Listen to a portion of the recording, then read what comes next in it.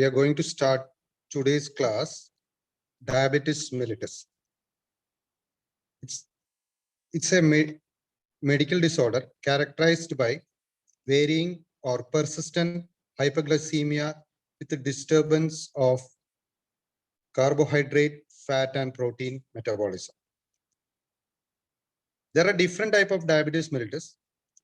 Most are asymptomatic for variable time after onset, but all shares similar symptomatology and complications at advanced stages.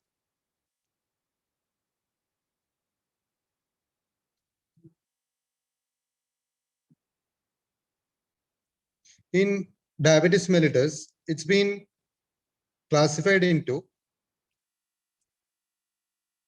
type 1 and type 2. Type 1 is insulin-dependent diabetes mellitus, and type 2 is non-insulin dependent diabetes mellitus.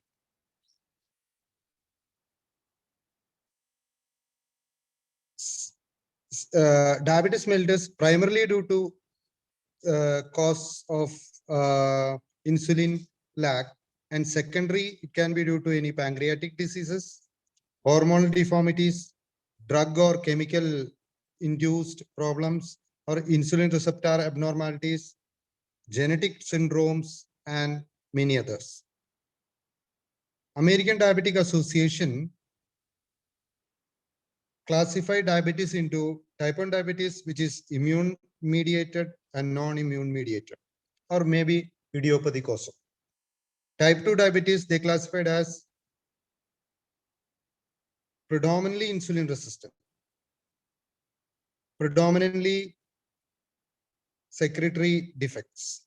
Other specific types are genetic defects in this in the beta cell functions, genetic defects in the insulin action, disease of the endocrine system, endocrinopathia, drug-induced infections, and other gastric problems. Type 1 diabetes mellitus, that is IDDM, commonly diagnosed in children and adolescents, but also in adults as well.